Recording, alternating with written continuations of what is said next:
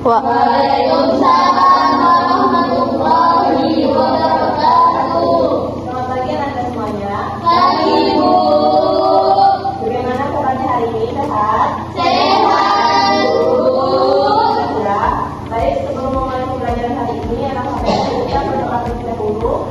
Baik, berdoa mulai.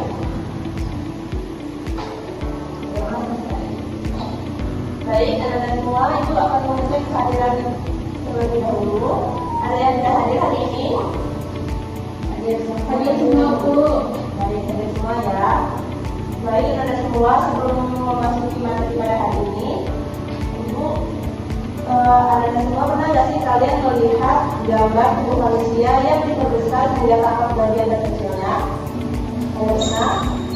Enggak, Bu. Jadi, tubuh kita itu tersusun dari satuan terkecil yang disebut dengan sel. Tapi tahu nggak sih anda semua, sel itu memiliki bagian-bagian penting di dalamnya yang membuat tubuh kita itu bisa hidup dan berfungsi. Jadi pada pertemuan kali ini kita akan membahas mengenai struktur dan fungsinya pada hewan. Baik, tujuan pembelajaran kita hari ini anda semua diharapkan mampu mengidentifikasi bagian-bagian utama dari hewan dan menjelaskan fungsi dari masing-masing bagian atau organ yang dalam tubuh kehidupan sel.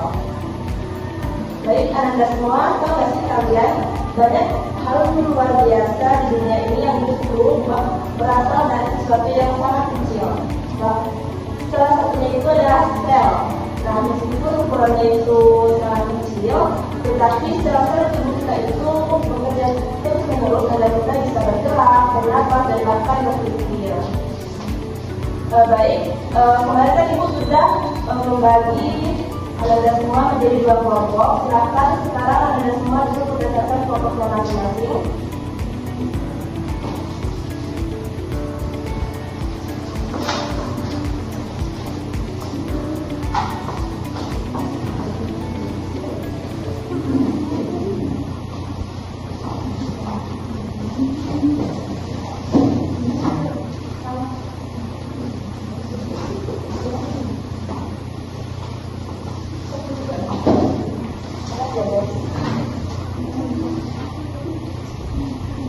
Baik, nanti Ibu akan memberikan kalian tugas dari masing-masing kelompok. Jadi sebelum Ibu menyampaikan materi mengenai fungsi dari struktur dan organel pada sel hewan, silahkan anak-anak semua memperhatikan gambar sel hewan pada media pembelajaran ini. Jadi ini merupakan gambar dari struktur sel hewan. Jadi sel hewan itu memiliki bagian organel yang memiliki fungsi dan peranannya masing-masing. Ada yang ingin ditanyakan mengenai gambar dan struktur dari sel hewan ini? Saya, Bu. Oke, silakan Alia. Mengapa sel memiliki banyak bagian yang berbeda-beda, Bu? Baik, pertanyaan yang bagus ya Alia. Jadi sel hewan ini memiliki bagian atau organel-organel yang bermacam-macam seperti vakuola, nukleus, badan Golgi, membran plasma. Jadi mereka itu memiliki peranan dan fungsinya masing-masing. Baik, anak-anak semua, Ibu akan menjelaskan fungsi dari masing-masing organel pada sel hewan. Baik, yang pertama itu ada membran sel. Jadi membran sel itu merupakan bagian luar dari sel yang berfungsi melindungi isi sel, mengatur toleransi molekul, dan reseptor rakanan dari luar. Jadi membran plasma ini ada pada setiap organel pada struktur sel hewan ini.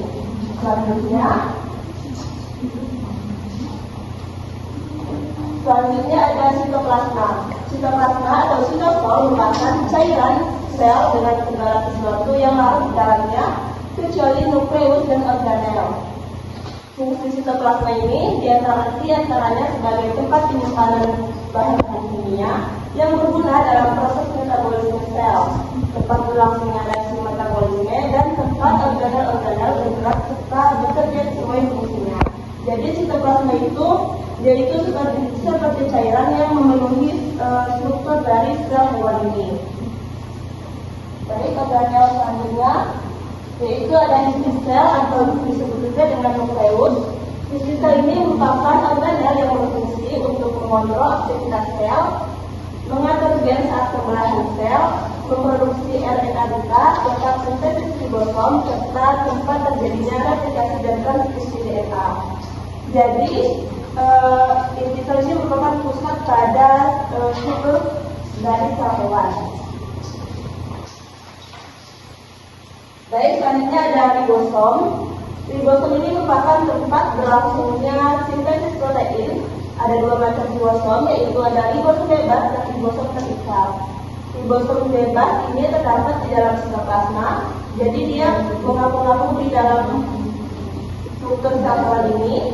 Terus kemudian ribosom terikat itu menempel pada membran bagian luar di retikulum endoplasma. Protein yang disintesis di ribosom ini akan masuk ke dalam membran sel atau dikirim keluar sel. Jadi ribosom itu letaknya ada pada mengapung-mengapung di bagian sitoplasma, dan juga ada yang menempel pada retikulum endoplasma.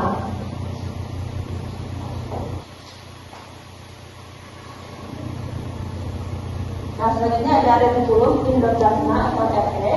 Ini merupakan organel yang berfungsi untuk transportasi protein dan sintesis bahan-bahan membentuk membran pada sel eukariotik. RE berupa organel berbentuk ruangan-ruangan berdinding membran dan saling berhubungan membentuk anyaman.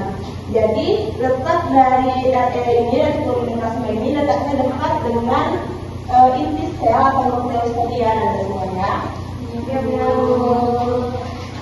Jadi RE ini, retikulum endoplasma ini ada dua macam, ada yang halus, ada juga yang kasar. Nah, yang kasar ini berfungsi dalam sintesis protein karena pada permukaannya ini terdapat ribosom, yang dimana ribosom ini berfungsi untuk tempat terjadinya sintesis protein.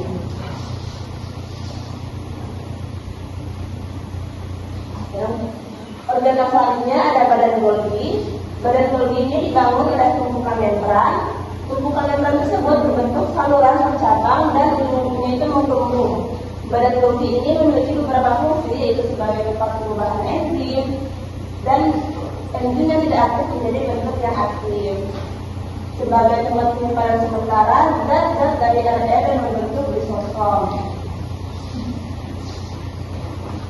Baik, organel selanjutnya yaitu ada mitokondria. Organel ini memiliki membran ganda, ada membran dalam dan membran luar yang memiliki permukaan halus, sedangkan membran dalam itu berlekuk-lekuk. Lekukan ini disebut dengan krista. Di antara krista terdapat cairan atau matriks yang mengandung DNA, RNA, ribosom dan juga enzim. Nah, mitokondria ini bertanggung jawab untuk respirasi aerob, yang dimana organel ini hanya ada pada sel yang bersifat eukariotik.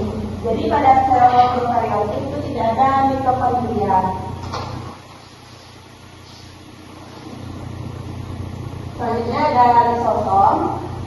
Lisosom ini adalah organel yang disusun oleh enzim-enzim hidrolitik yang dibungkus oleh selapis membran yang hanya dimiliki oleh sel hewan. Nah, enzim-enzim ini tersebut berperan dalam proses pencernaan multiseluler, autofagi, dan autolisis. Lisosom ini dihasilkan oleh RNA kasar dan juga badan Golgi.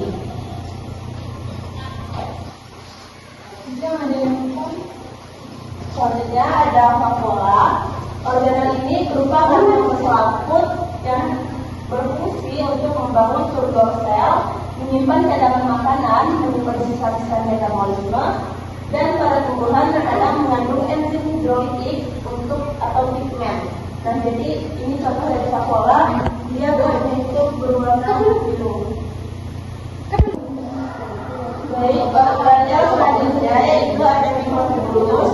Mikrotubulus ini merupakan serabut penyusunan sel atau sitoskeleton terbesar.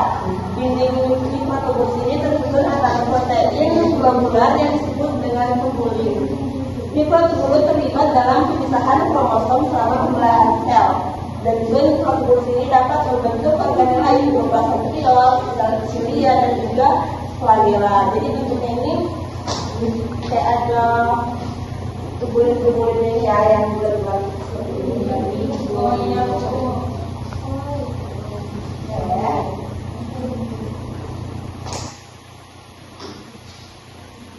Nah, selanjutnya adalah sendriol. Ini merupakan struktur silindris kecil yang terdapat di dalam hewan dan sebagian kecil tumbuhan tingkat rendah. Sendriol ini biasanya berpasangan dan berada di dekat inti sel di dalam daerah yang disebut dengan sentrosom. Sudah semua, kalian sudah duduk berdasarkan kelompoknya masing-masing. Jadi, Ibu akan memberikan LKPD kepada kalian dan mengerjakan bersama dengan kelompoknya ya. Nanti hasilnya silahkan perwakilan kelompok untuk mempresentasikan hasilnya ke depan. Oke?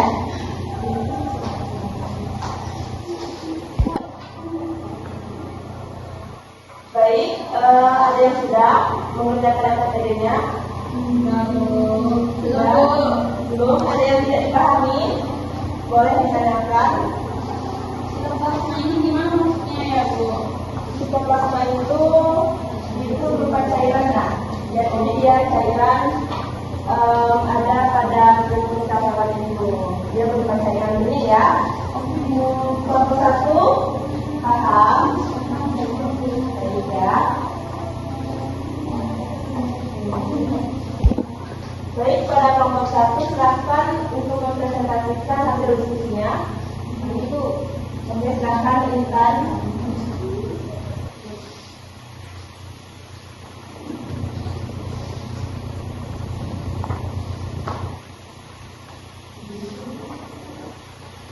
Baik, diskusi kami tadi mengenai sel, ciri-ciri atau strukturnya itu lapisan tipis atau tersusun dari fosfolipid dan protein bersifat semi-permeabel. Kemudian fungsinya mengatur keluar masuknya zat dari dalam sel dan melindungi sel. Kemudian sitoplasma, ciri-ciri atau strukturnya cairan sel bening seperti gel yang berada di antara membrana sel dan nukleus mengandung organel. Fungsinya yaitu tempat berlangsungnya reaksi metabolisme sel. Baik, bagus sekali ya jawabannya. Silakan kita beri aplaus untuk teman kita. Baik, selanjutnya kelompok 2 silakan untuk mempresentasikan hasil diskusinya. Surat dari kelompoknya silakan. Ya.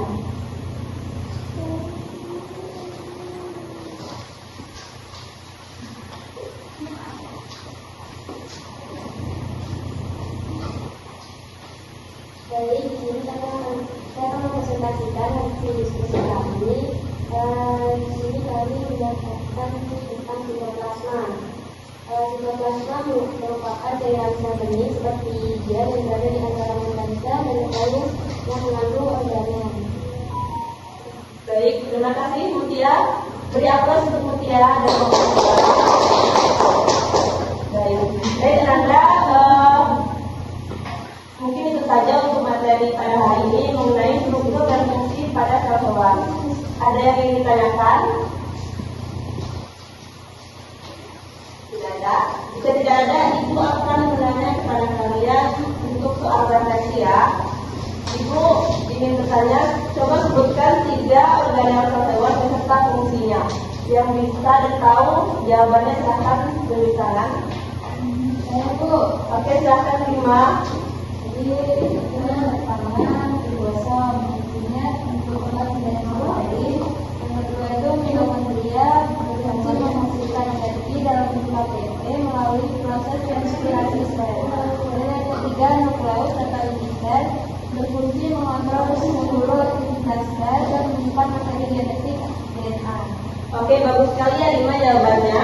Jadi yang disebutkan oleh Rima itu betul ya, glukosa itu sebagai tempat sintesis protein, mitokondria itu sebagai tempat menghasilkan energi dalam bentuk ATP, dan nukleus atau inti sel itu berfungsi untuk mengontrol seluruh aktivitas sel dan menyimpan materi genetik berupa DNA. Baik, sebelum Ibu tutup, Ibu mau menanyakan apa sih hal menarik yang kalian pelajari hari ini? Ibu akan tunjuk 1 orang, yaitu Sadila. Baik Bu, saya baru tahu kalau ribosom itu sangat kecil tetapi penting banget karena bertugas membuat zat. Jadi ternyata tubuh kita membuat bahan bangunan sendiri untuk tumbuh dan memperbaiki diri. Oke, terima kasih ya Sabila. Baik, sebelum Ibu tutup, Ibu mau satu di antara kalian untuk menyimpulkan pembelajaran pada hari ini. Silahkan Ibu tunjuk ya Intan untuk menyimpulkan pembelajaran hari ini. Baik Bu, kesimpulan dari fungsi sel dan struktur hewan adalah pembelajaran ini membantu kami memahami bahwa sel hewan memiliki organel seperti nukleus, mitokondria, ribosom, dan lainnya yang bekerja sama menjalankan fungsi kehidupan sel. Setiap organel memiliki tugas khusus yang penting bagi kelangsungan hidup sel. Baik, bagus sekali Intan, terima kasih ya untuk menyimpulkan pembelajaran pada hari ini. Jadi kesimpulannya adalah semua sel hewan itu merupakan unit dasar kehidupan yang tersusun atas berbagai organel dengan struktur dan fungsinya. Setiap organel memiliki peran penting seperti nukleus sebagai pusat pengendali aktivitas sel, mitokondria sebagai penghasil energi, ribosom sebagai tempat sintesis protein, serta endoplasma, badan Golgi, ribosom, dan juga sentrosom yang saling bekerja sama untuk menjaga kelangsungan hidup sel. Dengan memahami struktur dan fungsi setiap organel pada sel hewan, Anda semua dapat mengetahui bagaimana sih sel hewan itu bekerja secara keseluruhan dalam hidup kita. Jadi pengetahuan ini menjadi dasar penting untuk memahami proses-proses kehidupan yang lebih kompleks di tingkat jaringan, organ, dan juga sistem organ. Baik, dan Anda semua mungkin itu saja untuk pembelajaran hari ini. Untuk minggu depan akan mempelajari mengenai materi struktur dan fungsi sel pada tumbuhan. Dan juga itu akan ada PR berupa ringkasan mengenai perbedaan struktur pada sel hewan dan sel tumbuhan, dan tulis di buku catatan dan tulisan saya ya. Baik, sebelum kita tutup kita ucapkan hamdalah. Alhamdulillahirobbilalamin. Baik, Anda semua, terima kasih sudah mengikuti pembelajaran pada hari ini. Lebih dan kurangnya mohon maaf. Terima kasih. Wassalamualaikum warahmatullahi wabarakatuh. Waalaikumsalam.